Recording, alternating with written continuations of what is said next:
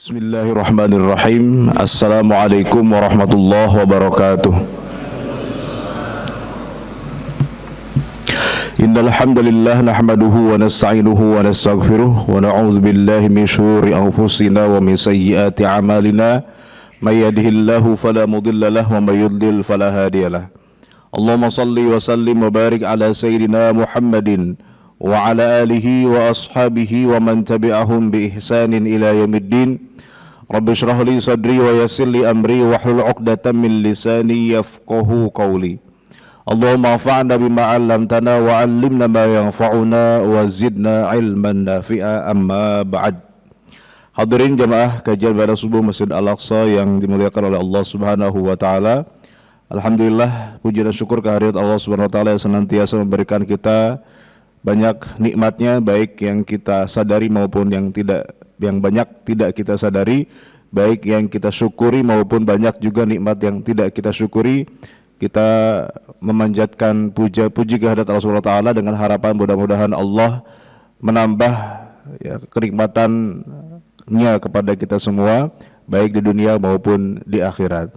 Salawat dan salam semoga selamanya terlimpah kepada junjungan kita Nabi Muhammad sallallahu alaihi wasallam, kepada keluarganya, para sahabatnya, dan kepada seluruh umatnya sampai hari kiamat nanti, dengan harapan kita termasuk umat Rasulullah yang mendapatkan syafaatul uzma di yaumil qiyamah. Amin ya rabbal alamin.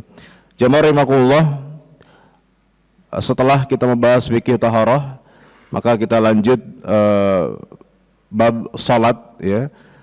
Ritual salat Rasulullah sallallahu alaihi wasallam berdasarkan 4 mazhab, ya.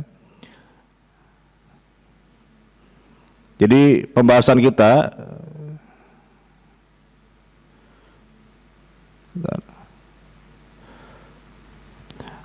judulnya adalah sifat salat, ya.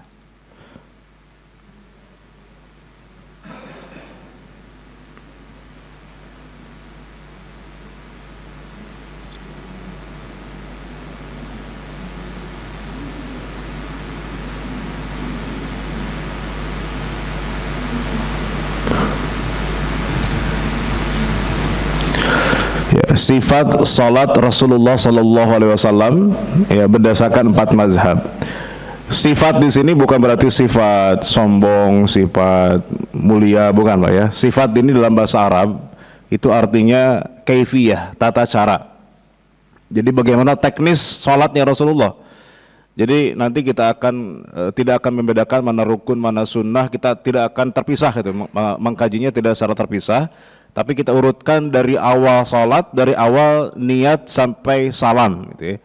Bagaimana cara salatnya Rasulullah sallallahu alaihi wasallam dari mulai pertama, ya, niat sampai salam berdasarkan 4 mazhab, gitu, ya. Kita coba bandingkan nanti bagaimana pendapat ulama dari kalangan 4 mazhab, ya. Jadi sifat di sini adalah tata cara, ya. Jadi kalau mendengar sifat salat Nabi, emang salat Nabi itu punya sifat, gitu, Pak, ya. Nah, di sini sifat di sini maksudnya bukan dalam bahasa Indonesia, tapi sifat dalam bahasa Arab artinya tata cara, teknis, ya, salatnya Rasulullah sallallahu alaihi wasallam. Nah, tata cara salat itu kan terbagi 2, Pak, ya. Ada yang sifatnya bacaan, ucapan, ada yang gerakan, ya. Nah, di antara gerakan dan ucapan itu nanti para ulama membagi-bagi itu, ya. Ada yang rukun, ada yang sunnah, ya. Sunnah itu nanti dibagi 2, ada yang ab'ad, ada yang hayat, gitu, ya.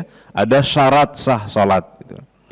Nah, apa itu rukun, apa itu sunnah, ya, sudah pernah kita bahas, kita ulangi lagi, gitu, ya.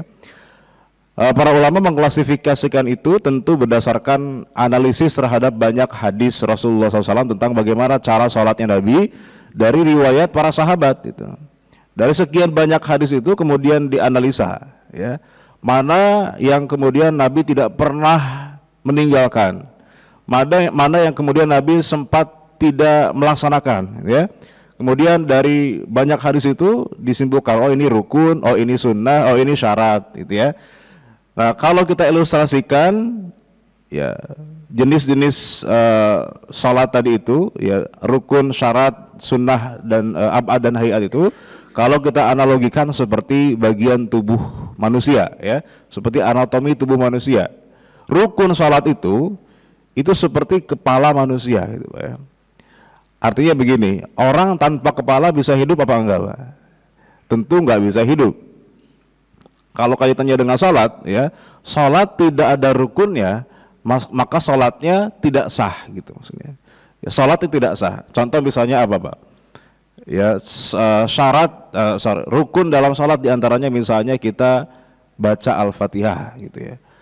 Baca Al-Fatihah. Misalnya kita lupa, Pak, rakaat kedua baru ingat tadi kayaknya rakaat pertama nggak baca Al-Fatihah, gitu. Karena sholatnya sendirian ya. Kalau sholat belakang imam otomatis semua baca Al-Fatihah. Ini sholat sendirian misalnya, gitu ya. Lupa tadi rakaat pertama kita tidak baca Al-Fatihah. Apa konsekuensinya, Pak? Apakah sholatnya otomatis batal? Harus diulangi dari awal, ya? Maka Al-Fatihah ini karena rukun dalam sholat, ya, maka mau tidak mau harus dilaksanakan. Walaupun lupa, itu harus diulangi lagi, ya.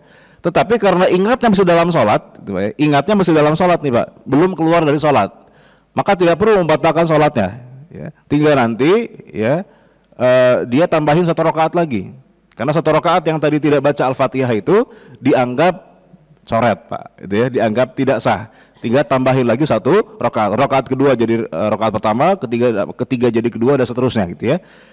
Nah, jadi mau tidak mau rukun itu wajib dilaksanakan. Kalau tidak, ya, baik sengaja maupun lupa, maka sholatnya tidak sah, gitu. Kalau ingatnya nanti jauh setelah sholat dilaksanakan, ya, habis sholat sempat makan-makan gitu, Pak, ya, tadi kayaknya pas sholat lupa nggak baca Al-Fatihah, Pak, ya, atau pas sholat tadi lupa sujudnya cuma sekali doang, karena saking lamanya kita doa di sujud itu, Pak, sampai kita lupa begitu bangun dari sujud langsung ke rakaat kedua, padahal itu baru sujud pertama misalnya, Pak. Saking khusyuknya sholat, saking banyak kebutuhan sama Allah gitu, Pak, ya, doanya panjang di sujud itu, Pak, ya, sampai lupa baru sujud pertama dia langsung berdiri, gitu. Padahal sujud itu adalah rukun sholat. Maka kalau misalnya masih ingat dalam sholat, belum sampai salam, belum keluar dari sholat, maka tinggal ulangi saja rakaat yang sujudnya itu tidak sah, itu, atau terlewat, ya, sehingga tambahin 1 rakaat lagi. Tapi kalau sudah jauh setelah sholat kita baru ingat, nah maka mau tidak mau wajib kita ulangi dari awal, Pak. Kecuali kalau ingatnya belum jauh, Pak, setelah salam itu, ya, belum lama kemudian belum keluar masjid itu, Pak, ya, kita ingat, oh tadi kayaknya rakaat pertama kurang nih rukunnya, atau rakaat kedua atau rakaat berapa gitu ya, kita misalnya ingat, yakin tadi kayaknya nggak baca Al-Fatihah, maka tinggal tambahin rakaat yang kurang, gitu, Pak, ya. Tidak perlu dari awal. Ini dalilnya Rasulullah SAW itu pernah ketika sholat asar cuma 2 rakaat sholatnya. Para sahabat bingung tuh, ini Nabi kosor gitu ya, atau lupa sholatnya. Itu sahabat-sahabat nggak ada yang berani berani nanya langsung ke Rasulullah. Sampai ada seorang sahabat namanya Dzul Yadain. Ya, Dzul Yadain ini orang sahabat yang berani nanya ke Rasulullah setelah sholat asar selesai gitu ya. Ditanyalah ke Rasulullah, ya Rasulullah, aqasarta am nasita? Wahai Rasulullah, tadi itu engkau sholat asar 2 rakaat, itu qasar apa engkau lupa, gitu ya. Nah, Nabi kemudian, masa sih gitu ya, coba panggil yang lain, benar gak saya tadi cuma 2 rakaat? Ternyata benar, kata para sahabat lain, iya benar ya Rasulullah, tadi engkau sholat cuma 2 rakaat. Maka langsung Nabi menambah 2 rakaat yang lupa tadi, jadi itu enggak dari awal. Kenapa? Karena masih dekat waktunya gitu ya, masih dalam masjid, belum keluar, belum aktivitas yang lain gitu. Tapi kalau sudah aktivitas yang lain, Pak, sudah keluar masjid, sudah rapat, sudah dagang, sudah segala macam gitu ya, maka baru ingat, nah, dia mau tidak mau wajib mengulang dari awal. Kenapa? Ini rukun. Jadi rukun itu sesuatu yang tidak boleh tidak harus ada dalam sholat, dan kalau misalnya tertinggal baik karena sengaja maupun lupa, maka wajib diulangi gitu ya. Kalau masih dalam sholat ingatnya diulangi rakaat yang rukunnya kurang, kalau sudah di luar sholat sudah jauh, maka harus diulangi dari awal gitu ya. Jadi seperti kepala manusia, orang tanpa kepala tidak bisa hidup gitu ya. Yang kedua, ada syarat sah sholat. Nah, syarat sah sholat itu kalau kaitannya dengan manusia seperti udara, Pak. Bisa nggak manusia hidup tanpa udara? Nggak bisa, mati gitu ya. Nah sama, syarat sah sholat itu wajib ada juga dalam sholat. Kalau tidak ada, maka sholatnya juga tidak sah, sama dengan rukun gitu. Bedanya apa? Bedanya kalau rukun sholat itu bagian dari anatomi tubuh sholat itu. Ya, sujud itu kan bagian dari ritual sholat, baca Al-Fatihah bagian dari ritual sholat. Nah kalau syarat sah sholat itu sesuatu yang wajib ada dalam sholat, tapi dia bukan bagian dari anatomi tubuh sholat itu. Contoh apa Pak? Berwudu. Ya, berwudu itu ibadah sendiri, ya. Tapi wudu itu menjadi syarat sah sholat. Orang tidak wudu maka tidak sah sholatnya. Apalagi Pak, menutup aurat, menghadap kiblat, itu hal lain ya, di luar ritual sholat, tapi wajib ada dalam sholat sehingga sholatnya bisa sah gitu. Nah bedanya rukun dengan syarat lagi selain tadi ya, kalau rukun itu biasanya ya misalnya Al-Fatihah ya, Al-Fatihah wajib dibaca pas tempatnya aja ketika berdiri gitu ya. Tapi kalau syarat itu wajib ada sepanjang sholat. Menutup aurat Pak, dari awal sholat sampai akhir sholat harus menutup aurat. Menghadap kiblat dari awal sholat sampai selesai sholat harus menghadap kiblat. Sama dengan bersuci.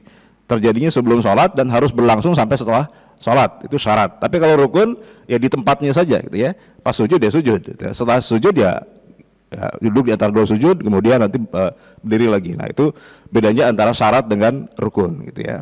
Sama-sama wajib ada, tapi kalau rukun itu bagian dari ritual itu, ya syarat itu di luar, gitu ya. Syarat itu di luar. Seperti tadi menutup aurat, itu ya. Maka menutup aurat harus sebelum sholat sudah menutup aurat, gitu ya. Maka tidak sah Pak sholat pakai sarung, ya. Karena pakai sarung harus sebelum sholat Pak, ya. Karena kalau sholat sambil pakai sarung berarti ya nggak sah Pak, gitu. Artinya ini supaya membedakan mana syarat mana rukun. Nah, menutup aurat harus dari sebelum sholat ya, pakai sarungnya sebelum sholat gitu ya.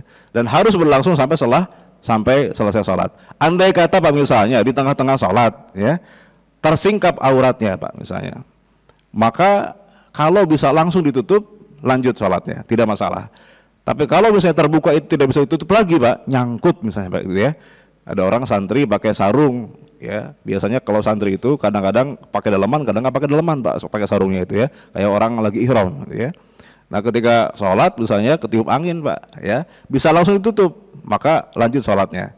Tapi kalau begitu ketiup angin misalnya kemudian nyangkut Pak sarungnya ya, nggak bisa ditutup lagi, maka dia wajib membatalkan sholatnya ya, karena berarti syarat sah sholatnya hilang ya.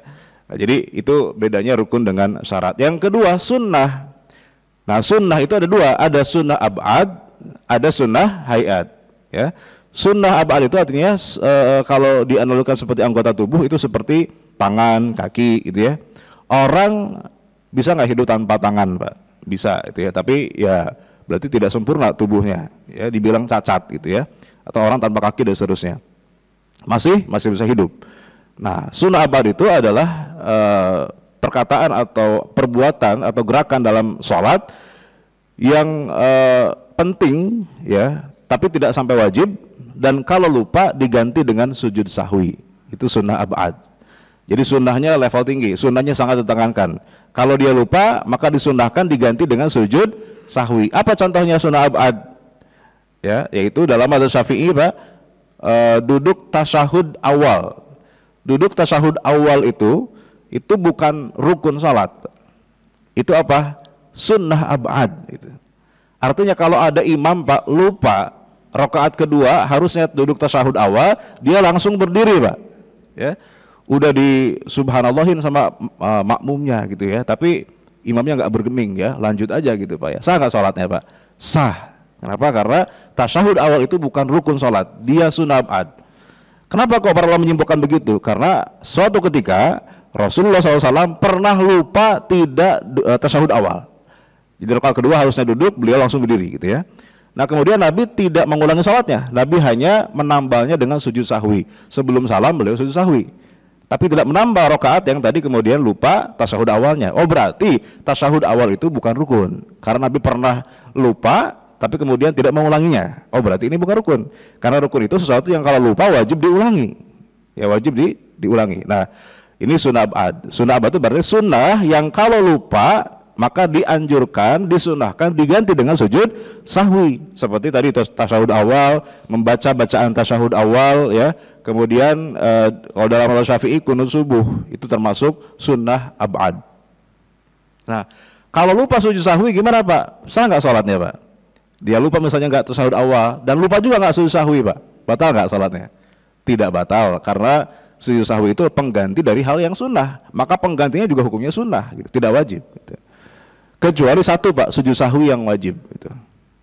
Apa? Sujud sahwinya makmum. Gitu. Ketika imam lupa, ya, imamnya lupa, Pak. Yang lupa bukan makmum, yang lupa imamnya. Makmum sih ingat, Pak, sudah disubhanallahin gitu sama makmum, ya. Tapi misalnya, ya imamnya tahu ini sunnah, jadi lanjut aja gitu ya. Kemudian sebelum salam dia sujud sahwi.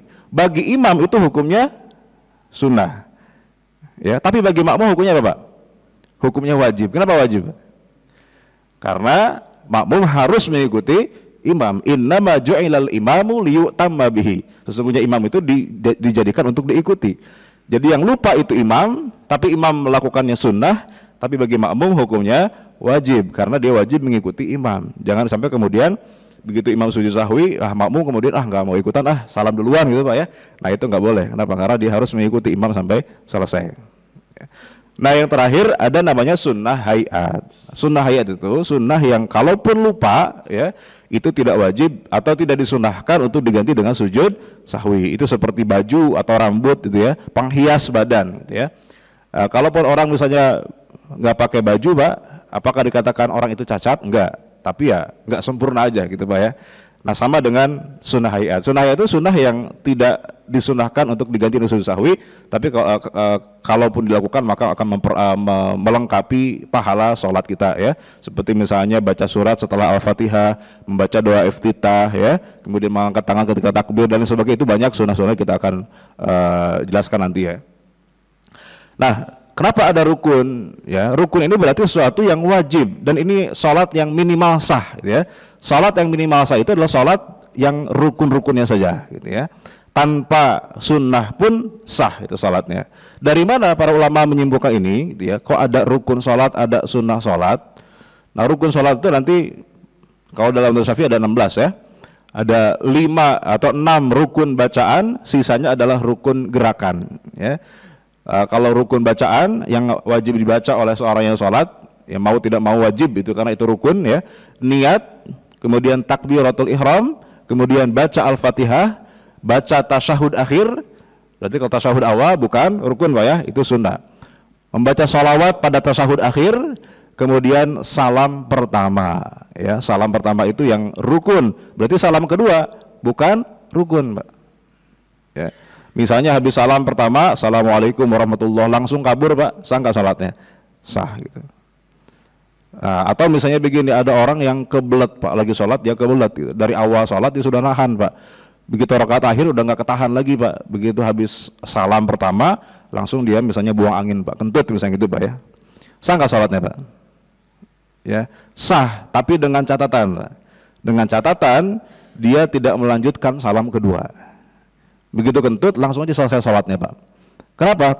Karena kalau habis salam pertama dia kentut gitu, Pak, ya, kemudian malah lanjut salam kedua, berarti kentut itu ada di mana? Dalam sholat atau luar sholat? Dalam sholat, berarti sholatnya batal, Pak, gitu, ya.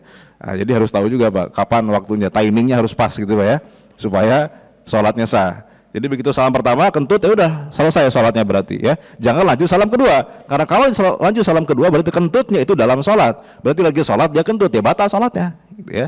Nah itu dalam mazhab Syafi'i, ya, salam pertama itu rukun. Lain lagi nanti dalam mazhab Hambali dua-duanya rukun. Salam pertama rukun, salam kedua juga rukun. Maka ya kita hati-hatinya ya dua-duanya, karena salam kedua pun dalam mazhab Syafi'i hukumnya sunnah, gitu. Oke, kemudian sisanya itu adalah rukun gerakan, berdiri, ruku, tumakninah, i'tidal, tumakninah dalam i'tidal, sujud, tumakninah dalam sujud, ya, duduk di antara dua sujud, tumakninah dalam duduk di antara dua sujud, duduk tasyahud akhir, itu semuanya rukun gerakan. Jadi simpel, Pak, sholat yang penting sah itu ya begini aja, ya, simpel gitu, ya. Nah, coba kita lihat apa dalilnya. Kok cuma ini yang rukun gitu? Yang lain mana? Baca surat setelah Al-Fatihah ada nggak di sini, Pak? Gak ada. Doa iftitah ada nggak di sini disebutkan? Gak ada. Apalagi bacaan ruku ada nggak, Pak, di sini? Gak ada. Karena itu hukumnya bukan rukun, itu sunnah. Kalaupun kelewat nggak masalah. Apa dalilnya? Dalilnya yang sering disebut-sebut sebagai hadis tentang sholat minimal, gitu, ya. Itu adalah hadis tentang orang yang sholatnya jelek. Ada orang Arab Baduy, ya, kemudian dia sholat di hadapan Rasulullah. Orang Arab Baduy ini orang Arab yang tinggalnya nomaden, Pak, di padang pasir. Suatu saat dia main ke Madinah, main ke Masjid Nabawi, dia kemudian sholat di Masjid Nabawi, ya. Rasulullah melihat itu orang itu sholat. Selesai sholat dipanggil, ya, irji fasolli fa innaka lam tusolli, ulangi sholatmu karena kamu belum dianggap sholat. Dan sholatnya nggak benar, diulangi lagi sholatnya. Diulangi kedua kalinya, selesai sholat kedua kali dia masih disuruh ulangi lagi sama Rasulullah. Irji fasolli fa innaka lam tusolli, ulangi lagi, belum sah kata Rasulullah. Diulangi ketiga kalinya ternyata masih belum benar sholatnya. Nabi masih suruh ulangi lagi, irji fasolli fa innaka lam tusolli.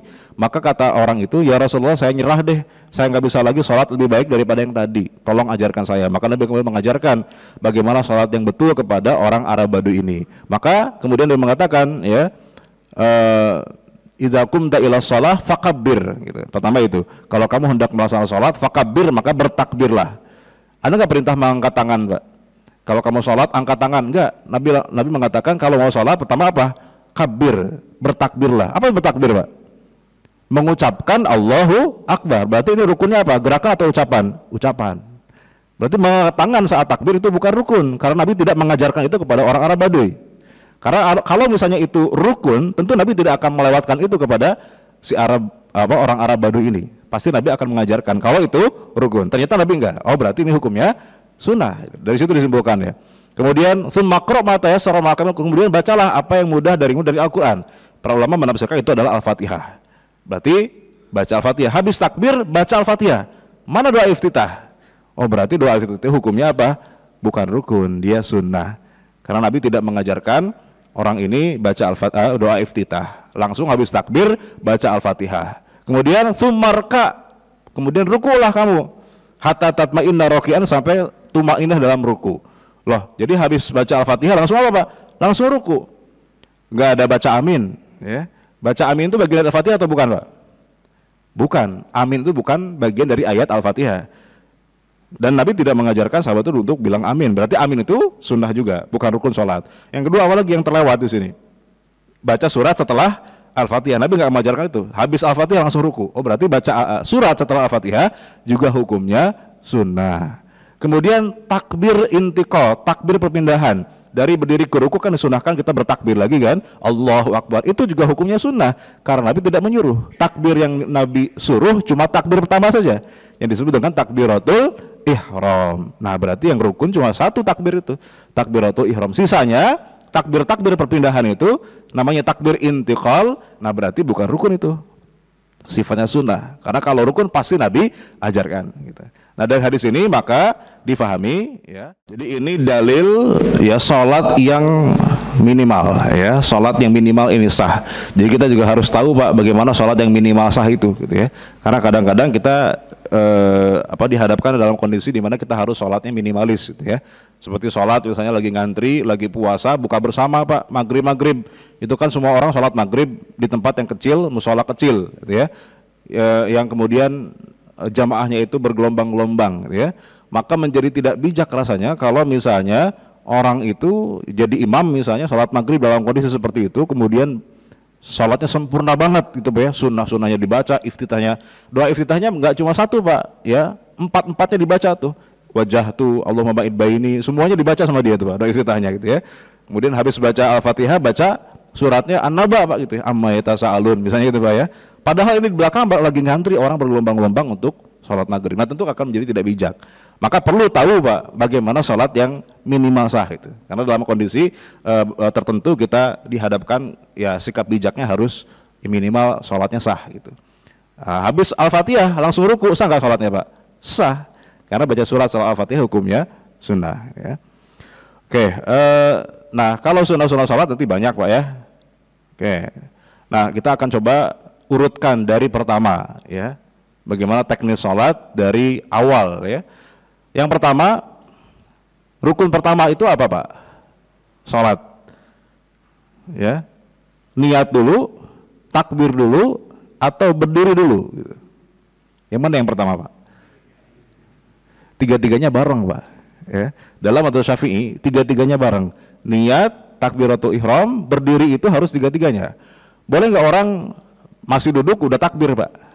Nggak boleh, harus pada saat berdiri dia takbir, gitu, ya. Atau boleh nggak misalnya dia itu niat sebelum takbir? Dalam mazhab Syafi'i nggak sah. Niat itu harus berbarengan dengan takbiratul ihram, gitu, ya. Jadi niat takbiratul ihram berdiri itu dalam mazhab Syafi'i satu rukun yang berbarengan gitu. Makanya mana yang pertama? Kadang-kadang dalam satu kitab berdiri dulu, kadang-kadang dalam kitab lain niat dulu, kadang-kadang ya takbiratul ihram dulu. Karena tiga-tiganya memang dilakukan dalam saat yang sama, itu dalam mazhab Syafi'i. Ya. Kita awal dari niat dulu aja, Pak ya. Jadi yang pertama, rukun sholat pertama itu niat. Tapi kan tadi di hadisnya Nabi nggak nyuruh niat gitu ya. Pada saat Nabi ngajarin sholat orang Arab Badui ini kan langsung fakabir, takbirlah, nggak pakai fanwi, niatlah, enggak gitu ya. Nah ini memang diambil dari pernyataan Nabi yang lain dalam kesempatan yang lain, di mana Nabi itu mengatakan innamal a'malu bin niat ya. Sesungguhnya amal itu tergantung niatnya, wa innamal likulli imri'in ma nawa. Dan sesungguhnya orang itu hanya mendapatkan apa yang dia niatkan gitu. Nah dari hadis ini maka para ulama menyimpulkan semua ibadah ritual ya, semua ibadah ritual termasuk sholat, puasa, haji, umroh, zakat, itu semua wajib berniat. Tapi ibadah yang non ritual tidak wajib niat. Contoh apa misalnya? Ibadah yang tidak wajib berniat, membersihkan najis ya, membersihkan najis itu tidak wajib berniat. Karena yang penting itu hilang najisnya, bukan ritualnya. Yang penting hilang najisnya. Contoh misalnya begini Pak, baju kita kena kotoran Pak, kita jemur di luar kena hujan Pak, ya kemudian kotorannya karena kehujanan ya bersihlah, hilang kotoran itu. Suci nggak Pak bajunya? Suci. Walaupun kita nggak niat membersihkan itu. Pada saat membersihkan kita nggak berniat karena yang bersihin itu hujan gitu ya. Nah itu tidak masalah, nggak pakai niat karena tujuannya adalah membersihkan najisnya, bukan ritualnya. Nah, tapi kalau ibadah ritual seperti berwudu misalnya, orang berwudu dengan cuci muka kan mirip-mirip gitu ya. Tapi yang membedakan apa? Niat. Sehingga orang kalau berwudu tanpa niat maka tidak dianggap sebagai sebuah ibadah. Gitu. Mandi junub dengan mandi biasa tentu yang membedakan apa? Bukan jumlah airnya, bukan sabunnya, bukan samponya, bukan Pak ya. Karena sama saja. Yang membedakan adalah niat. Maka niat itu dalam semua ibadah ritual para ulama mengatakan hukumnya wajib gitu ya. Nah, kemarin sudah pernah kita bahas dalam bab wudu ya, apa fungsi niat. Ya, fungsi niat kan kemarin kita bahas, itu membedakan antara satu jenis ibadah dengan ibadah yang lain atau antara ibadah dengan yang non ibadah.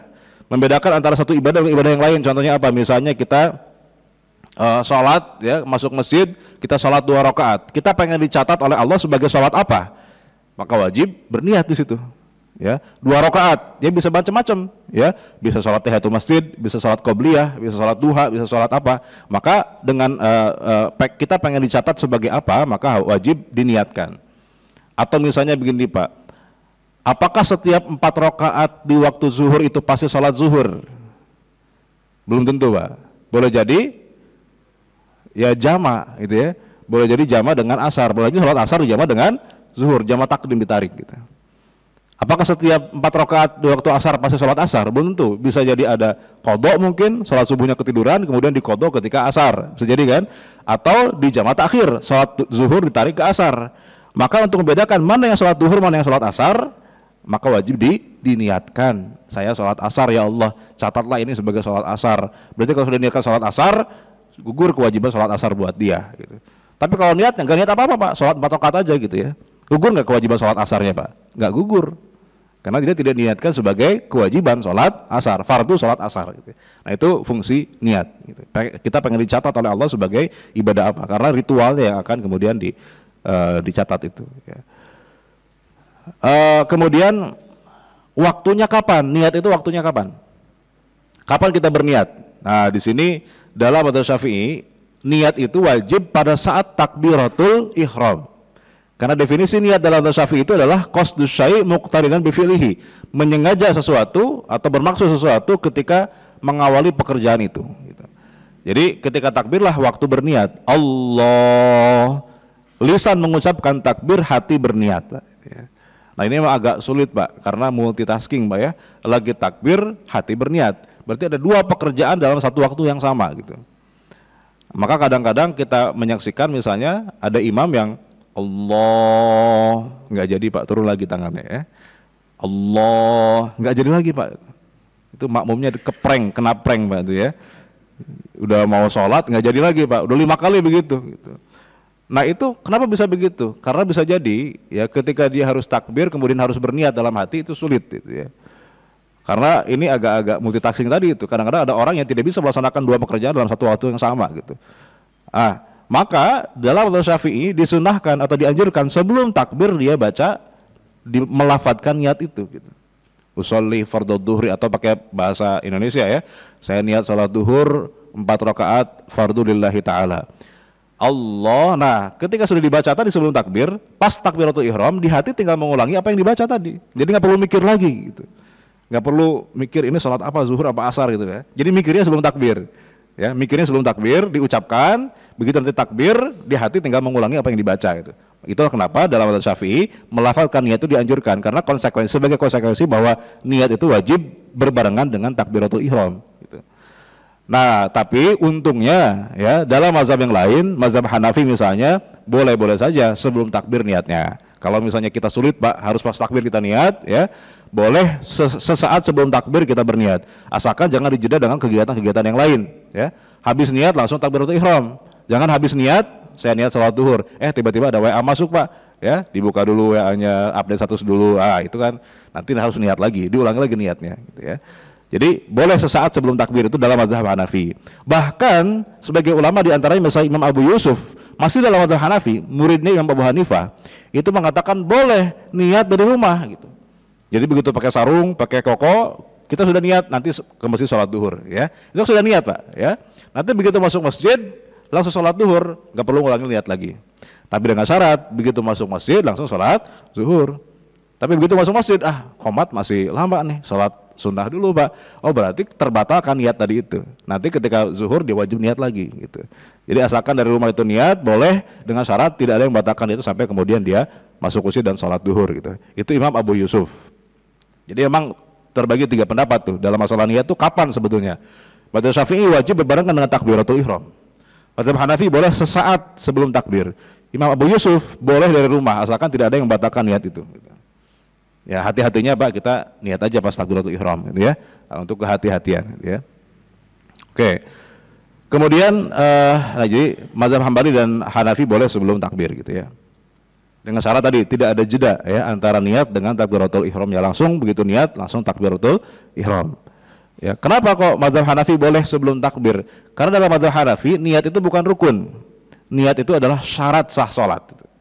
Sebagaimana kita menutup aurat kan sebelum sholat, bukan pas sholat kita baru pakai sarung, kan nggak sah sholatnya Pak ya. Jadi sebelum sholat, maka dalam mazhab Hanafi karena niat itu adalah syarat sah, bukan rukun, berarti niat boleh sebelum sholat gitu. Nah, itu konsekuensi dari mazhab fikihnya Pak ya. Nah, apa yang kita ucapkan dalam niat itu? Apa komposisi niat itu? Apa yang kita bacakan dalam niat? Pertama, niat sholatnya. Niat bahwa saya lagi sholat gitu. Karena orang Pak takbir menghadap kiblat, apakah selalu orang sholat? Nggak mesti Pak. Ada orang yang azan ya kan menghadap kiblat, takbir juga, kan nggak sholat. Nah harus diniatkan bahwa saya ini lagi sholat. Atau ada misalnya orang sholat tapi bukan niat sholat, niat mencontohkan sholat. Dia guru TK Pak ya, pengen mencontohkan anak-anak TK bagaimana cara sholat yang benar. Dia sholat tuh di depan anak TK, tapi niatnya bukan sholat, niatnya apa? Demo sholat. Nah berarti kan tidak sah sholatnya, belum dianggap sholat sebagai ibadah. Maka wajib niatnya pertama niat sholat, saya sholat gitu. Kalau dalam bahasa Arabnya usolli, saya sholat. Yang kedua apa? Setelah itu kemudian ditentukan ini sholat fardu atau sholat sunnah. Ya, sholat fardu atau sholat sunnah. Karena begini Pak, walaupun misalnya kita sholat duhur Pak ya, di waktu zuhur sholat 4 rakaat, bisa jadi zuhurnya itu zuhur yang sunnah, bisa jadi zuhur yang wajib. Memang ada zuhur yang sunnah Pak? Ada nggak Pak zuhur yang sunnah? Ada. Itu apa? Kita sholat sendirian awalnya, masuk masjid nggak ada orang Pak, udahlah sholat sendirian aja deh sholat duhurnya. Begitu selesai sholat, tiba-tiba banyak orang baru datang Pak, qomat berjamaah Pak. Padahal tadi kita sudah sholat duhur sendirian. Maka kita disunahkan ikut sholat lagi, sholat yang kedua kali untuk ikut fadilah berjamaah. Gitu. Nah berarti yang kedua sholat apa itu? Ya, yang kedua sholat fardu apa sunnah Pak? Tidak ada sholat fardu 2 kali Pak, nggak ada. Ya. Maka yang salah satunya adalah berarti sholat fardu, sholat zuhur yang sifatnya sunnah untuk mengejar kefarduan keutamaan sholat berjamaah. Disunahkan dia mengulangi sholatnya. Ya, itu contoh. Atau misalnya sholatnya anak kecil, Pak. Anak kecil itu kan belum balik, belum wajib sholat. Tapi kalau dia sholat sah nggak, Pak? Sah. Tapi niatnya bukan saya sholat fardu duhur, enggak. Anak kecil itu diajarinnya jangan niat fardu duhur, karena bagi dia bukan fardu hukumnya. Ya, saya niat sholat duhur gitu aja, gitu. Karena bagi dia hukumnya sunnah, gitu. Nah, jadi ada sholat duhur yang sunnah juga. Maka ditentukan ini fardu apa sunnah, gitu ya. Seperti misalnya Mu'ad bin Jabal. Mu'ad bin Jabal itu sholatnya setiap sholat 2 kali, Pak. Pertama sholat berjamaah dengan Nabi di Masjid Nabawi, sholat 5 waktunya ya. Kemudian dia pulang ke kampungnya, dia jadi imam di masjid kampungnya, sholatnya 2 kali, sholat duhur misalnya, ya. Di Masjid Nabawi dia jadi makmum di belakang Rasulullah, pulang ke kampungnya langsung jadi imam, sholat duhur lagi, Pak. Nah, sholat keduanya bagi Mu'ad itu adalah sholat sunnah. Maka ini menjadi dalil boleh beda niat antara imam dengan makmum. Imamnya sholat sunnah, makmumnya sholat fardu, itu boleh. Karena praktek Mu'ad bin Jabal ini, Pak, ya. Mu'ad bin Jabal sholat fardu zuhur kedua kalinya itu jadi imam. Padahal bagi dia hukumnya sunnah, bagi makmumnya hukumnya wajib, gitu. Jadi boleh, gitu ya.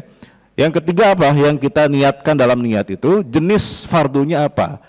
Ya, saya sholat fardu apa nih? Karena tadi kan dalam satu waktu, dalam waktu zuhur misalnya ada kemungkinan lebih dari satu fardu. Bisa fardu zuhur, bisa fardu asar yang dijamak ke zuhur. Atau kodok sholat zuhur yang kemarin misalnya, Pak, ya. Lupa kemarin nggak sholat zuhur, baru ingat zuhur hari ini, Pak.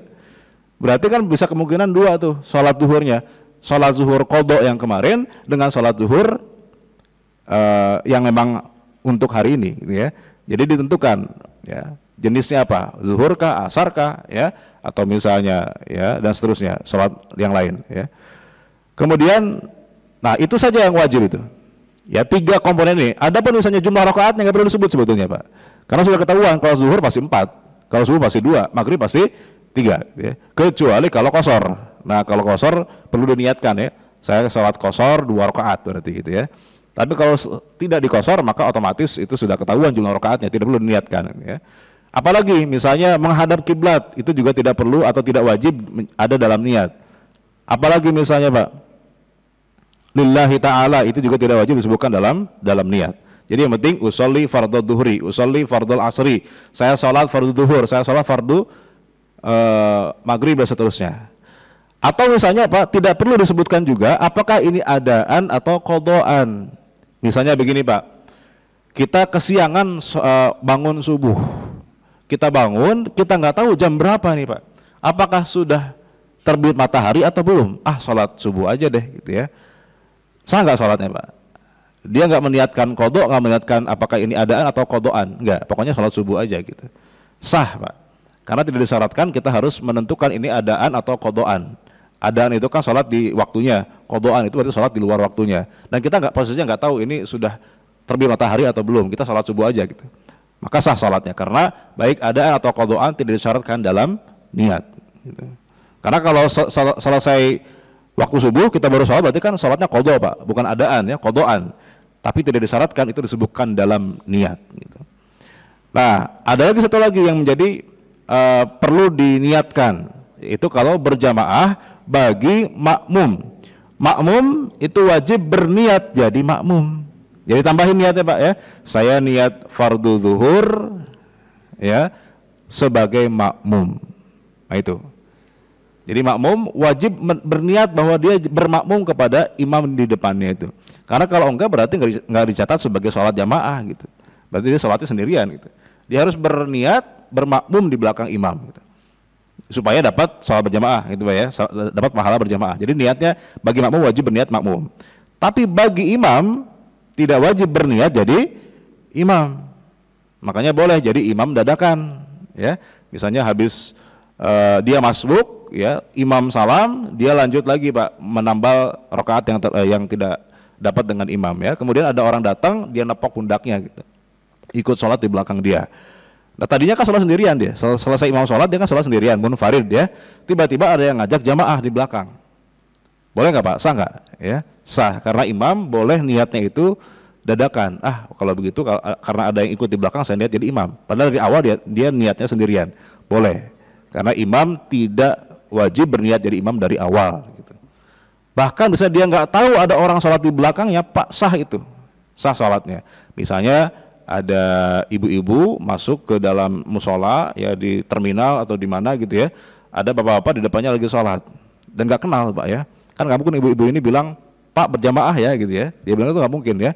Malu, Pak. Akhirnya yaudah gini aja deh, ikuti aja. Gimana caranya supaya bisa berjamaah? Ikuti aja gerakannya, tidak perlu kasih tahu.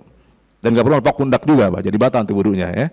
Jadi yang penting dia ikuti gerakan bapak itu ya sampai selesai dan dia niat berjamaah dengan bapak itu, maka sah tuh dianggap sholat berjamaah, sah sholatnya gitu ya.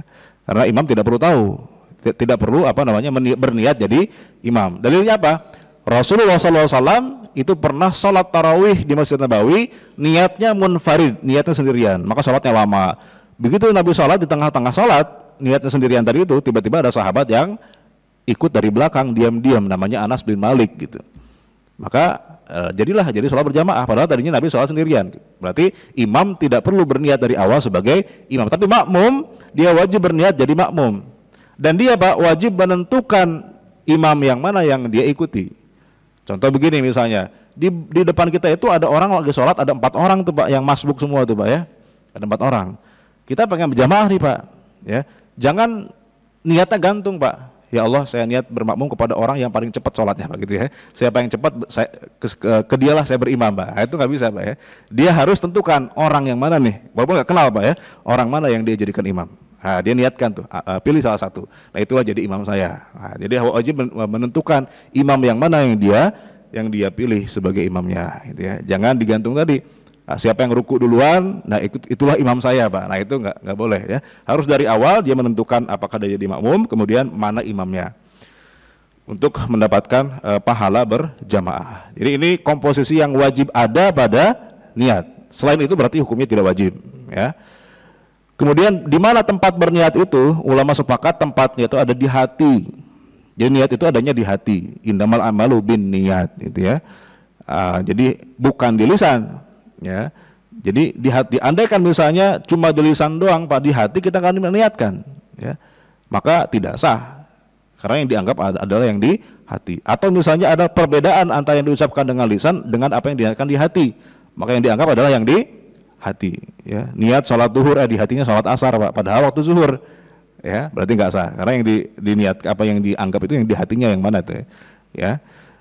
Nah, adapun melafadzkan niat, mengucapkan niat dengan lisan, disinilah titik perbedaan di antara para ulama, ya. Ulama beda pendapat, apakah boleh meniatkan melafadzkan niat dengan lisan gitu. Dalam mazhab Syafi'i dan Hambali disunahkan, dibolehkan, bahkan dianjurkan kita melafadzkan niat. Kenapa tadi? Itu bukan niat, tapi membantu niat di hati. Supaya orang bisa mantap berniat dalam hati, maka dianjurkan sebelum dia berniat di hati itu dia ucapkan dulu niatnya dengan lisan, tapi itu bukan niat, itu belum dianggap niat, itu baru sekedar membantu niat di hati. Tadi usolli fardhu dhuhri arba'a raka'atin lillahi ta'ala, nah itu diucapkan, setelah itu dia niat lagi di hati, mengulangi apa yang diucapkan gitu ya. Nah itu mazhab Syafi'i dan Hambali dianjurkan untuk memantapkan niat di hati, ya. Tapi kemudian nanti mazhab Maliki itu khilaful aula, menyelisihi apa yang lebih utama. Yang lebih utama tidak usah dilafadzkan, tapi kalaupun dilafadzkan boleh. Itu mazhab Maliki. Nah, mazhab Hanafi makruh. Jadi kalau bisa nggak usah dilafadzkan dengan lisan. Tetapi, Pak, dari perbedaan pendapat para ulama ini, dari 4 mazhab ini, pertama tidak ada yang mewajibkan. Tidak ada satu pun ulama yang mewajibkan harus diucapkan niat itu. Baca usolinya itu nggak ada yang mengatakan wajib. Yang kedua, tidak ada juga yang mengatakan membaca usoli itu haram. Hanya antara ini sunnah atau tidak sunnah aja, Pak. Ya. Jadi silahkan mau baca usoli sebagai membantu niat di hati itu boleh, tidak pun tidak masalah. Karena perbedaan di antara ulama itu hanya apakah ini sunnah dianjurkan atau tidak dianjurkan. Tidak ada yang mengatakan wajib, sehingga kalau tidak usoli baca kemudian sholatnya nggak sah, ya. Karena ada juga, Pak, ada orang yang kemudian nggak jadi sholat gara-gara nggak bisa usolinya gitu. Kenapa kamu nggak ikut sholat jenazah? Ustaz, saya nggak bisa niatnya, nggak bisa usolinya, karena gitu ya. Jadi gara-gara nggak hafal usolinya dia nggak sholat gitu ya. Nah, ini salah kaprah, karena baca usoli itu bukan syarat, bukan rukun, ya. Itu bahkan itu bukan niat. Itu hanya membantu niat di hati. Dan tidak harus bahasa Arab, dengan bahasa apapun boleh gitu. Asalkan menegaskan bahwa kita pengen dicatat amal kita sebagai jenis ibadah yang mana gitu ya. Maka diucapkan saya sholatnya apa? Sholat zuhur, zuhurnya apa? Fardu apa sunnah ya? Zuhur fardu gitu. Karena ada zuhur yang sunnah tadi ya. Kemudian makmum atau tidak gitu ya. Itu diucapkan atau ditegaskan dalam hati, ditentukan dalam hati ketika berniat gitu. Saya kira itu Pak. Jadi untuk pertama ini kita baru niat Pak ya. Dari 16 rukun kita baru membahas tentang niat ya. Jadi niat aja panjang nih Pak ya. Insya Allah di pertemuan berikutnya kita lanjut rukun berikutnya atau sifat sholat, teknis sholat berikutnya. Setelah niat berarti apa Pak? Takbiratul ihram atau berdiri ya. Yang mana duluan yang bisa kita bahas nanti. Baik, saya kira itu. Silakan kalau ada yang mau bertanya, fadhol. Ustadz, Assalamualaikum warahmatullahi wabarakatuh. Waalaikumsalam warahmatullahi wabarakatuh. Izin bertanya tadi Ustadz terkait niat urutan rukun sholat kan tumaninah atau berurutan. Berarti tumaninah itu bukan berurutan Pak. Ini menjeda ya. Tumaninah itu ya ada jeda. Menjeda. Tadi yang terkait niat berdiri baru takbir. Ya. Sementara kalau yang Syafi'i itu ketentuan yang harus diberlakukan bersamaan ya, tidak bisa niat dulu berdiri baru takbir. Artinya kalau mengikuti mazhab lain itu sesuai urutannya, tapi kalau Syafi'i dilakukannya bersamaan. Nah yang kedua yang ingin saya tanyakan Ustadz, misalnya kita mengingatkan imam saat ada kejadian imamnya ini lupa membaca Fatihah, jadi mungkin karena saking ingat surat pendeknya panjang, misalnya baca An-Naba atau Al-Mutaffifin, langsung baca surat pendek, lupa membaca Fatihah padahal kan rukun. Sudah diingatkan subhanallah, tetap baca, diganti An-Nazi'at, diingatkan lagi ini subhanallah, baca surat pendek yang lain. Sementara kalau kita mengingatkan imam Al-Fatihah kan batal sholatnya. Ini gimana Ustadz kalau misalnya ada ketentu itu? Yang ketiga, ini Ustadz terkait gerakan, kalau imam melakukan seperti tadi disampaikan, gerakan imam itu sunat tetapi bagi makmum wajib. Yang ingin saya tanyakan saat kunut itu kan sesuatu yang sunnah, tetapi kalau jamaah tidak mengikuti berarti tidak diperbolehkan dong. Terima kasih Ustaz. Baik, yang pertama tentang urutan tadi itu, maksudnya gimana ya? Saya belum paham apa ya.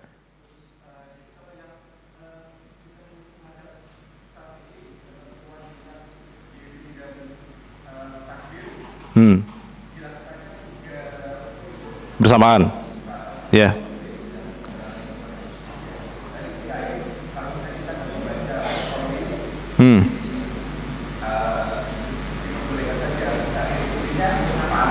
Iya bersamaan. Baca usholi itu sebelumnya karena itu bukan niat, itu sekedar membantu niat itu. Kalau dalam mazhab Hanafi berarti niat dulu baru takbir dan berdiri ya. Takbir pada saat berdiri. Kalau Syafi'i enggak, tiga-tiganya bersamaan tuh. Niat, takbiratul ihram, berdiri itu dilakukan dalam saat yang sama. Kalau Hanafi boleh niat dulu baru setelah itu kemudian berdiri dan takbiratul ihram gitu. Bedanya itu. Yang kedua terkait dengan kita misalnya ada imam ya lupa baca Al-Fatihah. Sudah diingatkan ya dia nggak diulang gitu ya, dikiranya mungkin salah baca suratnya mungkin ya, sehingga yang dikoreksi malah bacaan suratnya atau malah tambahin tadi An-Nazi'at segala macam ya. Nah bagaimana sikap makmum gitu Pak ya? Maka ini otomatis sholat imamnya batal karena kan bacaan Al-Fatihah itu rukun dalam sholat. Berarti kalau imam meninggalkan rukun dalam sholat dan kita tahu itu ya, jangankan nggak baca Al-Fatihah Pak, baca Al-Fatihah tapi bacaannya salah gitu. Misalnya Pak, ada tasydid yang kurang, Alhamdulillahirabbil alamin, hirabbil alamin, ada tasydid juga, hirabbil alamin, salah baca Al-Fatihahnya, berarti dia tidak sah itu sholatnya. Jadi jangankan nggak baca tapi salah, itu bisa membatalkan sholat bagi orang yang kemudian tahu di belakang makmum yang tahu itu salah itu ya. Kalau makmumnya nggak tahu nggak apa-apa, ini makmumnya tahu nih kayaknya bacaannya salah gitu ya. Jadi orang banyak tahu itu banyak bebannya Pak gitu ya. Gara-gara tahu salah nih, dia harus mengulangi itu. Kalau dalam sholat gimana kita tahu itu imam itu salah bacaannya? Maka pilihannya adalah kita harus mufarokoh. Apa itu mufarokoh, Pak? Niat berpisah dari imam. Supaya kita nggak kebawa batal sholatnya, kita niat mufarokoh. Saya niat sholat sendirian aja, nggak niat bareng lagi dengan imam. Kita talak 3 pas sama imam gitu ya. Jadi kita niat berpisah dari imam, namanya niat mufarokoh. Berarti kita sholatnya sendirian, imam batal sendiri aja deh gitu ya. Kita nggak ikut-ikutan. Nah, kita baca Al-Fatihah dengan benar gitu ya. Nah, tapi itu berlaku buat makmum yang tahu dan bisa baca Al-Fatihah yang benar. Tapi kalau misalnya imamnya nggak bisa, makmumnya juga nggak bisa baca Al-Fatihah tuh, sama-sama nggak benar baca Al-Fatihahnya misalnya ya, maka semuanya sah itu. Karena semuanya nggak ada yang betul baca Al-Fatihahnya. Tapi kalau misalnya gitu ya, ada imam yang baca Al-Fatihah salah, di belakang makmum tahu itu salah dan lebih benar baca Al-Fatihahnya, maka makmum yang tahu itu salah dan dia lebih benar baca Al-Fatihahnya, bagi dia sholatnya tidak sah. Dia wajib mufarokoh, dia wajib berpisah dari imam itu, gitu Pak ya. Makanya kalau mau berjamaah yang saling dorong-dorongan itu Pak ya, di tempat umum gitu ya, kalau kita merasa bacaan kita itu sudah baik gitu ya, minimal sah gitu ya, walaupun suaranya nggak enak-enak amat Pak, yang penting sah gitu ya, maka kalau bisa jangan nunjuk orang, nunggu kita ditunjuk aja gitu ya. Tapi jangan ya kepedean kita maju sendiri gitu ya. Ya, nunggu kita tunjuk orang aja gitu ya. Jangan nunjuk orang lain, takutnya kita spekulasi Pak ya. Kita kan kadang-kadang looknya bagus tuh, pakai gamis, jenggotnya panjang. Ternyata begitu maju jadi imam, bacaannya rusak, bacaannya ngawur Pak. Akan kita jadi harus mufarokoh jadinya kan, jadi nggak dapat salat berjamaah gitu ya. Jadi kalau kita merasa bacaan kita, kata guru kita, guru tahsin kita, ini bacaan sudah bagus, sudah sah gitu ya. Artinya Al-Fatihah minimal. Gitu. Kalau suratnya salah nggak masalah, yang penting Al-Fatihahnya. Al-Fatihahnya yang rukun ini yang minimal benar gitu semuanya. Tidak harus bagus suaranya. Ya tinggal nanti kalau nggak bagus suaranya tinggal tahu diri aja Pak, jangan baca surat-surat yang panjang gitu ya. Takutnya makmum yang merasa nggak nyaman. Sah sih sah tapi nggak nyaman itu Pak ya. Nah jadi boleh kita maju ya, dan itu lebih baik daripada kita nyuruh orang yang kita nggak tahu itu dia bisa apa enggak gitu ya. Karena kalau ternyata salah, apalagi dia lupa nggak baca, ya tentu itu nggak sah salatnya. Maka kita wajib niat mufarokoh, berpisah dari imam gitu. Baik. Ada lagi? Oh kunut, oh iya. Tadi kan gerakan imam itu wajib diikuti oleh makmum. Makanya tadi kalau imam melaksanakan sujud sahwi, maka makmum juga wajib ikut gerakan sujud sahwi. Nah bagaimana dengan kunut subuh gitu? Kunut subuh itu wajib nggak kalau imamnya kunut, makmum wajib ikut kunut? Ini kalau kata Imam Ahmad ya, bukan kata saya. Kata Imam Ahmad bin Hambal yang beliau mengatakan kunut subuh itu tidak sunnah. Imam Ahmad itu mazhab Hambali ya, itu tidak mengatakan kunut subuh itu sunnah. Tapi beliau mengatakan kepada murid-muridnya, kalau kalian bermakmum di belakang imam yang bermadzhab Syafi'i, kemudian imam itu kunut, maka angkatlah tanganmu, kata Imam Ahmad. Gitu. Jadi kalau bisa ikutin aja Pak, ya, supaya dapat kesunahan mengikuti imam. Innama ju'ilal imamu liyu'tamma bihi. Ya, kecuali kalau imam gerakannya salah, ya jangan diikuti. Ya, misalnya sudah 4 rakaat, ya dia tambah 1 rakaat lagi Pak imamnya, itu jangan diikuti. Kalau kita ikuti malah kita ikut batal salatnya. Ya, karena nambah rakaat kelima. Nah, itu nggak sah. Tapi kalau ini kan cuma masalah beda mazhab doang Pak gitu ya. Maka kalau bisa sih ikut. Atau jangan sampai begini Pak, malah ada yang ekstrim, lebih ekstrim lagi. Karena dia misalnya nggak mau ikut imam kunut, ya, imamnya kunut dia sujud duluan, ya. Nah ini malah nggak sah itu, karena dia mendahului imam, nggak boleh mendahului imam itu, ya. Maka kalau bisa selaras dengan imam gitu. Maka kalau gini Pak misalnya, kadang-kadang ada orang yang sujudnya itu lama gitu Pak ya, doanya banyak ya, mungkin lagi banyak kebutuhan Pak ya, sembako lagi naik gitu ya, sekarang ada tapera segala macam itu ya, dipotong 3% segala macam itu ya. Jadi dalam sujud itu doanya lebih kencang tuh Pak ya, sehingga lama sujudnya. Padahal imam sudah bangun. Mana lebih utama, kita selesaikan doa kita ya, atau kita ikut langsung dengan imam? Kata para ulama, al-mutaba'atu afdol, ikut dengan imam lebih baik. Gak apa-apa, tinggalkan doa kita ikut dengan imam gitu. Karena kalau kita misalnya terlambat sendirian, itu keselarasan jamaah jadi kurang gitu. Padahal imam itu kan diangkat untuk diikuti gitu. Kalau imam bangun, kita bangun. Kalau imam sujud, kita sujud gitu. Walaupun boleh-boleh saja, tidak batal gitu ya, asalkan tidak nanti dalam mazhab Syafi'i tidak ketinggalan dua rukun gerakan itu, yang penting masih bisa nyusul nggak masalah ya. Tapi afdolnya itu kita langsung ikut gerakan imam. Saking lebih penting mengikuti imam gitu, daripada kita berdoa dalam sujud dengan doa yang panjang. Kalau mau doa yang panjang Pak, nanti aja pas tahajud, pas sholat sendirian. Nah, silahkan tuh Pak ya, mau sujudnya 2 jam pun nggak masalah gitu ya, asalkan jangan sampai ketiduran gitu ya. Baik. Ustaz, berarti ngikutin kunut tadi wajib ya untuk makmum? Saya tidak berani mengatakan wajib sih ya, tapi karena gini, karena nanti kalau nggak salah, gitu, ulama itu membedakan antara gerakan yang utama dengan gerakan yang tidak bukan gerakan utama. Ya. Mengangkat tangan pada saat kunut subuh itu sebetulnya bukan gerakan utama dalam sholat, sehingga tidak wajib diikuti sebetulnya. Tapi lebih afdolnya diikuti, itu kata Imam Ahmad sendiri. Gitu. Tapi kalau sujud sahwi itu kan gerakan yang panjang tuh Pak, karena sujudnya 2 kali kan, 2 kali sujud pertama berdiri, sujud lagi. Itu kalau kita nggak ikut, tentu keharmonisan gerakan imam dengan makmum jadi terganggu di situ. Nah, sehingga ulama mewajibkan kalau imam sujud sahwi ikut sujud sahwi juga. Tapi kalau mengangkat tangan saat kunut subuh memang sebagai ulama tidak mewajibkan, karena karena ini bukan gerakan yang esensi ya, bukan gerakan yang kemudian ya ini sesuatu yang gerakan utama lah gitu ya. Tapi afdolnya tadi kalau kata Imam Ahmad ikuti saja, walaupun kita mazhab Hambali misalnya tidak kunut gitu. Gitu. Oke, Ustaz, saya mau nanya sedikit. Ustaz. Nanya Pak, kalau maaf saya duluan.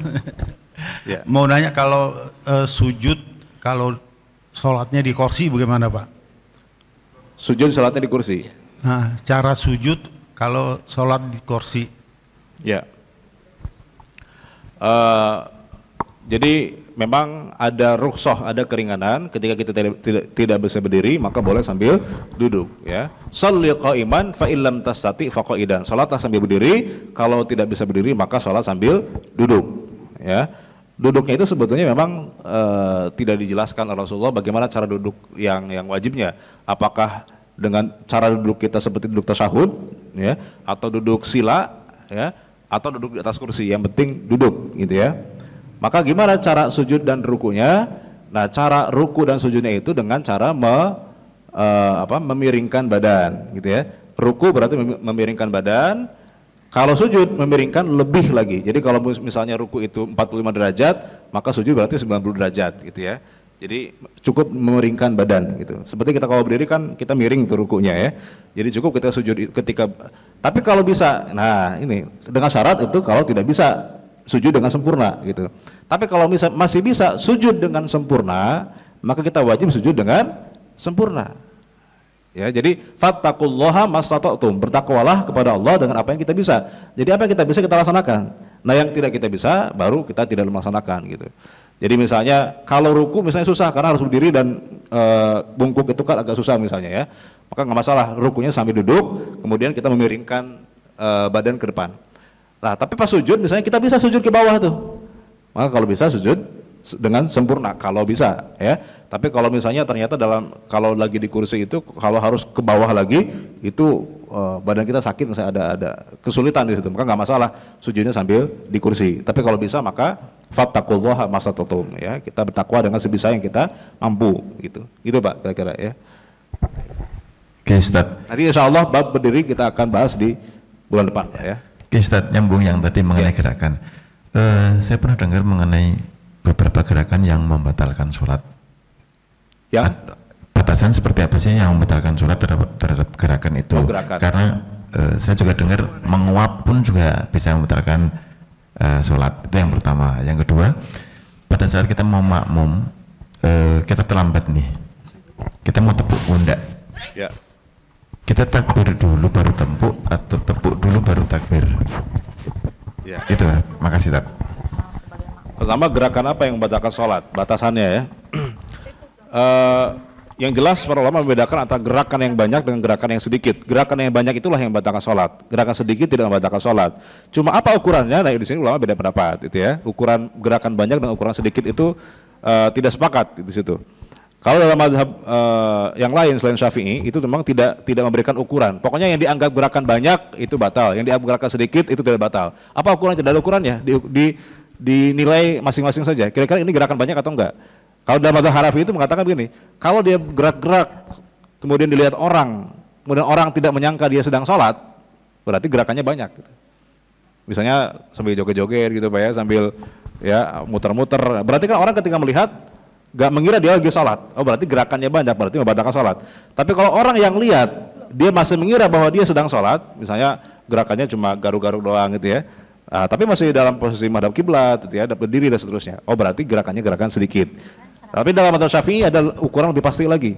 Dalam mazhab Syafi'i itu dianggap gerakan banyak kalau gerakannya itu 3 kali berturut-turut dan gerakannya gerakan besar gitu. 3 kali berturut-turut dengan gerakannya gerakan besar. Tapi kalau gerakan kecil mau 100 kali pun nggak masalah. Misalnya Pak, kita garuk itu misalnya gini. Ini gerakan besar nih. Kalau 3 kali berturut-turut, saya batal. Makanya kalau mau garuk yang puas itu Pak ya, bisa berkali-kali, garuknya dengan gerak kecil, dengan apa 1 jari aja. Nah ini, kalau mau sampai apa ledes sampai gores pun nggak masalah itu Pak ya. Nah, kalau pakai 1 jari gitu ya. Tapi kalau gerakannya 5 jari semuanya kita garukin gitu ya, itu dianggap gerakan besar. Kalau 3 kali berturut-turut maka batal gitu. Tapi ada pengecualian, kecuali untuk kemaslahatan sholat. Apa itu kemaslahatan sholat?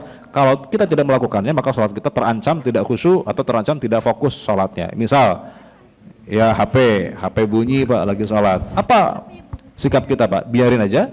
Padahal itu HP-nya bunyinya kenceng banget, lagu dangdut lagi Pak gitu ya.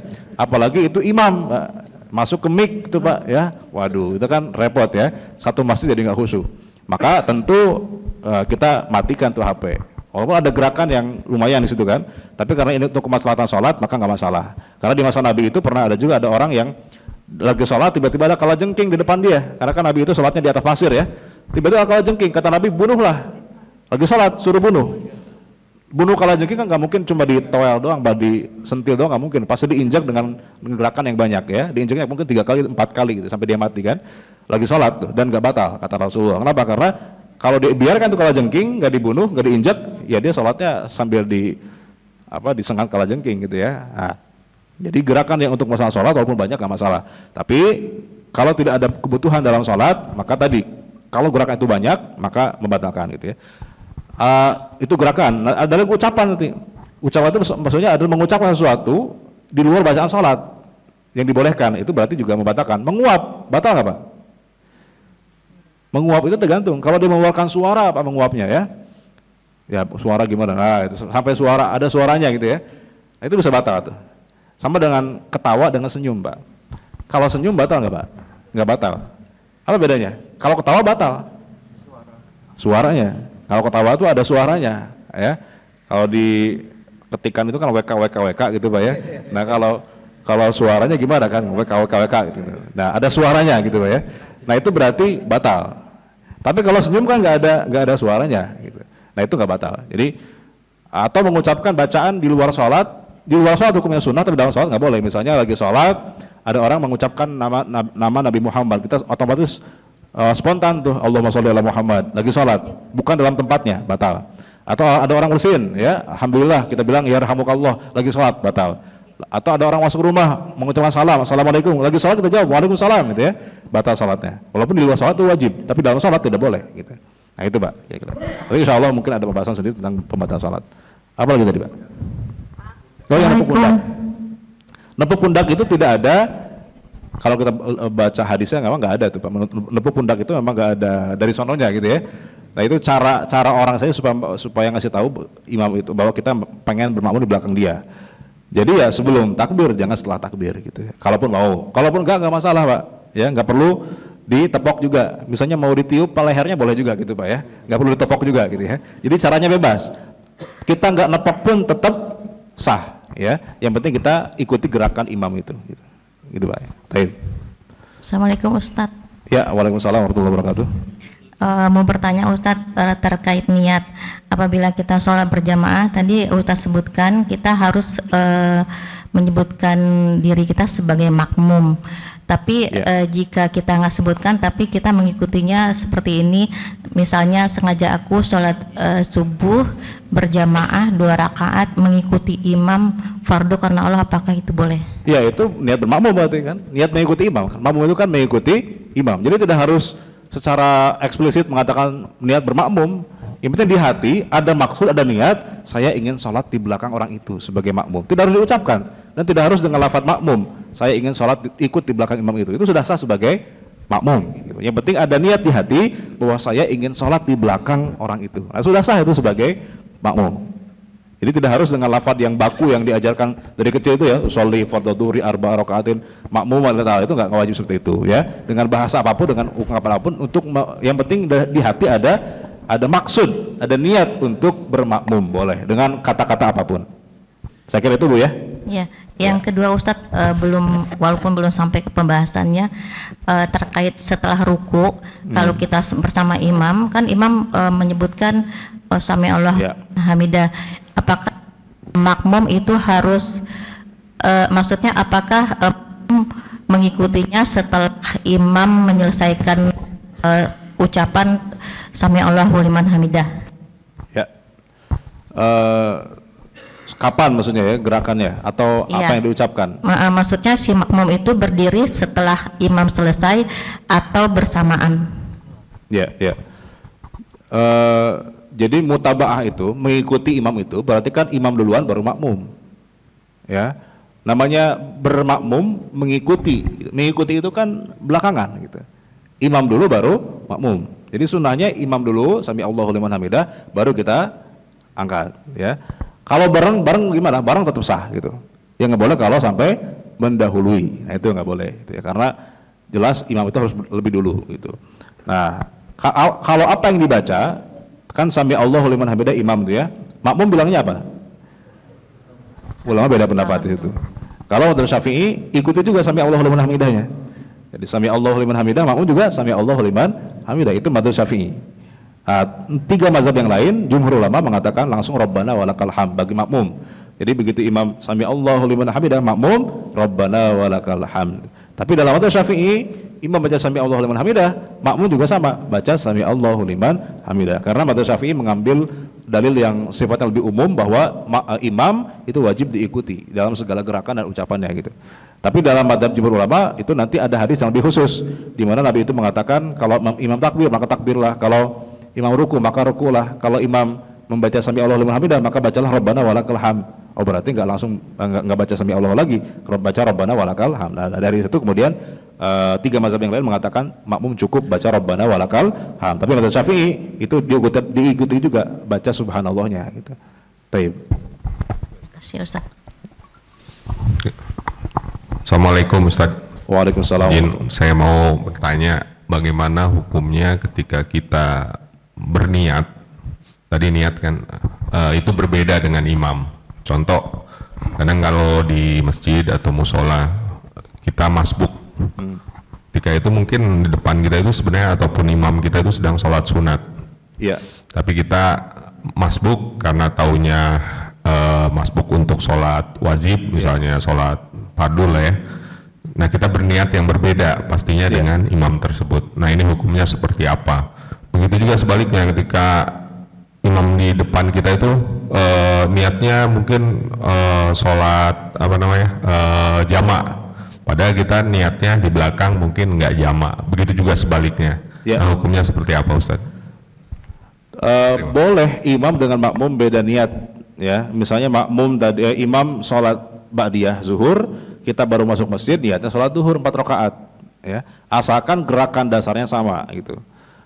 Sholat qobliyah dengan sholat zuhur kan gerakan dasarnya sama, cuma jumlah rakaatnya aja yang beda ya. Pertama itu syaratnya. Pertama gerakan dasarnya sama. Yang kedua jumlah rakaat imam tidak boleh lebih banyak daripada makmum. Misalnya imam sholat 4 rakaat zuhur misalnya, makmumnya qada sholat subuh karena baru sholat subuh dia gitu ya. Jadi berjamaah di belakang imam, dia niat sholat subuh, imam niat sholat zuhur. Nah itu nggak bisa. Kenapa? Karena nanti makmum setelah 2 rakaat dia kan selesai, sedangkan imam masih sholat, berarti dia menyelisihi imam di situ, nggak ikut imam. Nah, tapi kalau misalnya gerakan jumlah rakaat imam lebih sedikit atau sama dengan makmum maka boleh. Misalnya tadi imamnya ba'diyah zuhur 2 rakaat, makmumnya sholat zuhur 4 rakaat. Jadi begitu nanti salah imam 2 rakaat salam, makmum tinggal tambah lagi 2 rakaat itu. Boleh seperti itu, asalkan gerakan dasarnya sama. Tapi kalau gerakan dasarnya sudah beda, nggak bisa.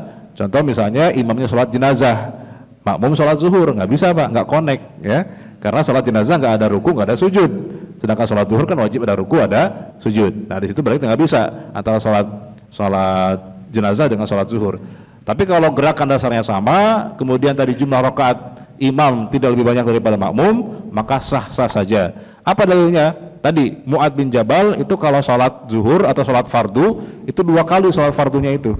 Pertama dengan Rasulullah jadi makmum, kemudian dia pulang ke masjid di kampungnya, dia jadi imam. Ya, sholat kedua kalinya. Nah, bagi Mu'ad sholat kedua itu hukumnya sunnah. Tapi bagi makmumnya wajib, gitu, karena sholat pertama kali. Maka dibolehkan oleh Rasulullah, ya, perbedaan niat antara imam dengan makmum. Imam niatnya sholat sunnah, makmum sholat wajib, itu boleh. Asalkan tadi gerakan dasarnya sama, kemudian jumlah rakaat makmum tidak boleh lebih sedikit daripada rakaat imam. Gitu. Itu. Ya. Assalamualaikum Ustaz. Waalaikumsalam. Ustaz, saya mau nanya tapi di luar tema hari ini ya Pak Ustaz ya. Nih yang karena saya lihat sangat mengganggu bagi saya. Terkait sholat suruk Pak Ustaz. Suruk. Ya. Nah, banyak saya lihat dari jamaah kita begitu kajian masih berlangsung, terus masuk suruk, langsung keluar mereka mengerjakan sholat suruk, gitu ya. Sementara saya pernah mendengar pendapat dari salah satu ulama bahwa mendengarkan kajian itu kan pahalanya sama dengan mengerjakan 100 rakaat sunnah, gitu ya. Nah ini bagaimana Pak Ustaz? Kapan timing waktu sebetulnya yang afdolnya mengerjakan salat suruk itu? Apakah begitu waktu masuk suruk langsung dikerjakan, apa perlu 10 atau 15 menit seperti yang dianjurkan oleh beberapa ulama? Terima kasih. Justru sholat ketika matahari terbit itu justru nggak boleh, gitu. Ya, jadi pas matahari terbit itu justru adalah waktu di mana kita dilarang sholat. Kan ada 5 waktu kata Rasulullah di mana kita dilarang sholat. Pertama, setelah subuh, ya, pada saat matahari terbit, kemudian pada saat matahari istiwa di tengah-tengah, kemudian pada saat setelah asar, dan terakhir ketika matahari terbenam. Itu 5 waktu di mana kita tidak boleh sholat. Maksudnya sholat apa? Sholat sunnah, gitu di situ. Sholat sunnah yang mutlak, ya. Makanya sholat suruk itu sebetulnya bukan pas terbit matahari. Tapi ditunggulah, ya, sekitar 10 atau 15 menit setelah matahari terbit, baru di situ waktunya kita sholat suruk, gitu. Karena justru pada saat matahari terbit itu, ya, Nabi melarang itu, tidak boleh sholat di waktu itu, ya. Itu. Jadi setelah itu, ya, ditunggu sekitar 10 menit lah, ya. Kan proses matahari terbit itu kan nggak lama, gitu kan. Ya, ketika matahari sudah di atas ufuk, gitu ya, sudah sempurna di atas ufuk, berarti sudah boleh kita melaksanakan sholat syuruk, gitu. Ketika matahari masih proses dari bawah ufuk naik ke atas sedikit-sedikit, gitu kan, itu masih proses matahari terbit. Nah, zaman dulu orang-orang penyembah matahari itu kan mereka menyembah matahari ketika matahari terbit dan matahari terbenam. Maka Nabi melarang itu supaya tidak sama dengan orang-orang penyembah matahari. Karena mereka menyembah matahari zaman dulu ketika matahari terbit, matahari terbenam. Maka ditunggu dulu kata Rasulullah, tunggu dulu sampai matahari itu agak tinggi, ya, sehingga proses terbitnya sudah selesai, baru kita sholat syuruk, gitu. Itu. Mana yang lebih utama Ustaz? Mendengarkan kajian atau melaksanakan sholat suruk? Mana yang lebih utama? Kalau menurut saya, ya tentu mendengarkan kajian lebih utama. Kenapa? Karena thalabul ilmi itu wajib, sholat suruk itu sunnah. Mana yang lebih utama? Yang wajib atau yang sunnah, Pak? Yang wajib, gitu. Karena boleh jadi ada informasi yang kita nggak tuntas kita dapatkan, keburu sholat suruk, keburu kita keluar. Padahal ada informasi penting yang misalnya kita kalau nggak dapat malah nggak utuh pemahamannya, gitu. Nah, maka thalabul ilmi itu, menuntut ilmu itu hukumnya lebih wajib. Terlepas dari pahalanya, menuntut ilmu itu hukumnya wajib. Sedangkan sholat suruk hukumnya sunnah.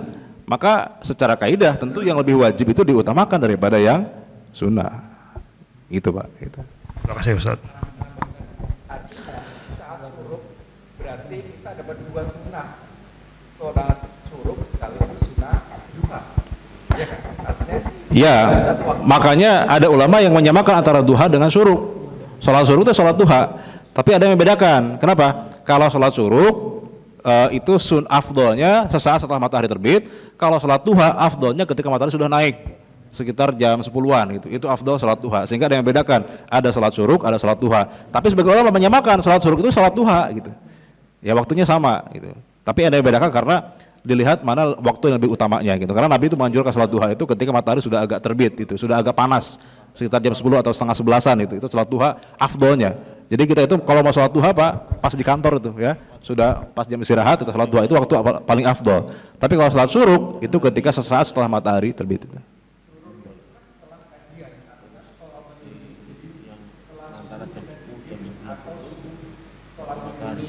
Ya.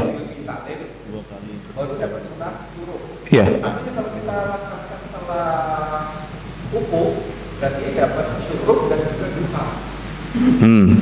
Iya, iya. Bisa. Diniatkan dua bisa tuh, ya. Jadi niat sholat syuruk plus duha gitu. Atau kalau mau dipisah boleh juga, ya. Syuruk sendiri, duha sendiri, lebih afdol gitu ya. Tapi kalau nggak mau rugi, Pak, sholat 2 rakaat tapi plus duha juga, ya. Boleh itu, Pak, ya. Sama kayak orang sholat 2 rakaat ke masjid, ya, sekalian tahiyatul masjid, sekalian qobliyah subuh, boleh juga, nggak masalah gitu. Nah, tapi kalau dipisah tentu lebih afdol, lebih banyak pahalanya gitu. Ya. Cukup? Ya, silakan.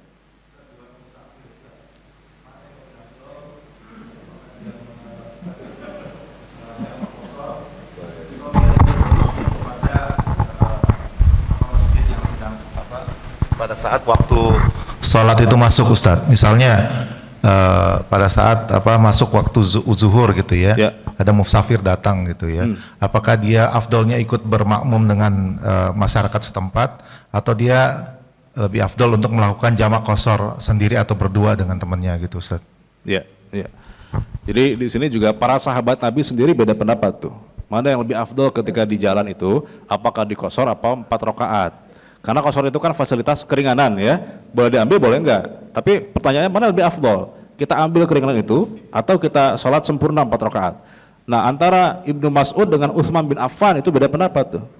Utsman bin Affan mengatakan lebih afdol 4, enggak usah qashar. Ibnu Mas'ud mengatakan enggak, lebih afdol qashar karena itu kan sedekah dari Allah. Maksudnya enggak ngambil sedekah dari Allah gitu ya. Sehingga tapi pada saat mereka dalam satu rombongan yang sama, 2 orang ini gitu ya, kemudian Utsman bin Affan jadi imam sholat, Ibnu Mas'ud itu ikut jamaah Utsman bin Affan, nggak bikin jamaah sendiri, walaupun beliau mengatakan lebih afdol qashar. Tapi karena dalam satu rombongan yang jadi imam adalah Utsman bin Affan yang kebetulan pendapatnya lebih afdol 4 rakaat, maka beliau untuk menjaga keharmonisan, tidak kemudian memecah-mecah sahabat jadi 2 jamaah gitu ya, beliau tetap ikut di belakang Sayyidina Utsman. Jadi afdolnya kalau kita mendapati sudah ada jamaah gitu di situ, warga lokal 4 rakaat, kita ikut aja, ikut 4 rakaat bersama warga di situ. Setelah itu kita langsung berdiri lagi 2 rakaat, ya, qashar, sholat asarnya gitu, boleh. Jadi zuhurnya 4 rakaat, habis itu langsung dijama dengan asar 2 rakaat qashar, boleh gitu. Ya, jadi setelah salam kita langsung berdiri lagi, sholat qashar. Gitu Pak ya. Tapi kalau kita misalnya jamaahnya khusus buat kita doang, nggak ada warga lokalnya, ya silakan, mau 4 silakan, mau 2 juga silakan. Ya. Cukup? Baik, kalau tidak ada pertanyaan, mudah-mudahan apa yang kita kaji di siang hari, di pagi hari ini bermanfaat buat kita semua. Dan kita tuh membaca hamdalah, alhamdulillahirabbil alamin, subhanakallahumma wa bihamdika asyhadu an la ilaha illa anta astaghfiruka wa atubu ilaik. Wassalamualaikum warahmatullahi wabarakatuh.